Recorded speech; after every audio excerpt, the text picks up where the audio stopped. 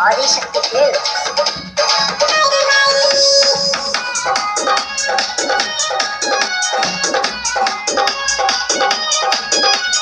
चढ़ली जवानी उतारते हो चाइना के चोली तोहर भारते हो। चढ़ली जवानी उतारते हो चाइना के चोली तोहर भारते हो। हम जदि बनब तोहर सजन तुरंत हम दे हम जके पलंग टूटी जबले हम बिछाई के चटाई करब माई माई। जिया बजब तोरा भीतरी ले जाई करब माई माई। टूटी जबले हम बिछाई के चटाई करब माई माई।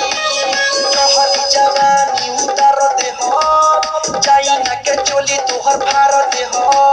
चढ़ली जवानी उतारते हो चाइना के चोली तोहर भारते हो। Murari recording studio Motihari.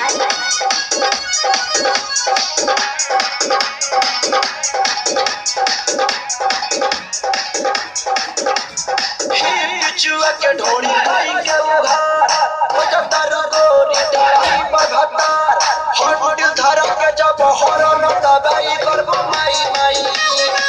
जिया बजब तोरा अनु कर जाई करबो माई माई। हट धरा के देह हरन दबाई करबो माई माई।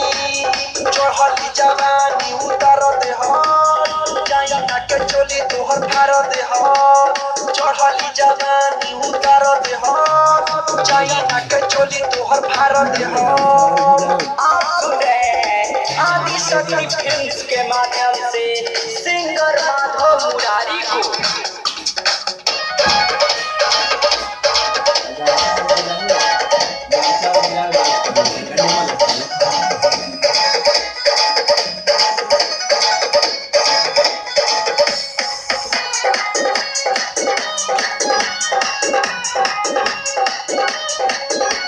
गोरे गोरे टंगड़ी गजबे अलग तोरा संगे सूत लरुअत पलक। बोलो ये बुची कहिया दिया रे बुताई करब माई माई। बीवी में कीली लगा के हम हिलाई करब माई माई। बोलो ये बुची कब दिया रे बुताई करब माई माई। चढ़ली जवानी उतारते हो चाइना के चोली हम भारते हो। चढ़ली जवानी उतारते हो चाइना के चोली हम भारते हो।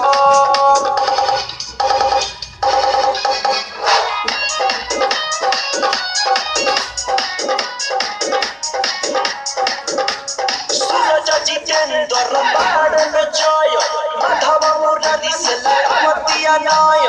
दुनु गोड़ जब तोहे संग ही सुताई करब माई माई। जब तोरा मन भर भीतरी ले जाई करब माई माई। चढ़ली जवानी उतारते हो चाइना के चोली तोहर भारते हो। चढ़ली जवानी उतारते हो चाइना के चोली तोहर भारते हो।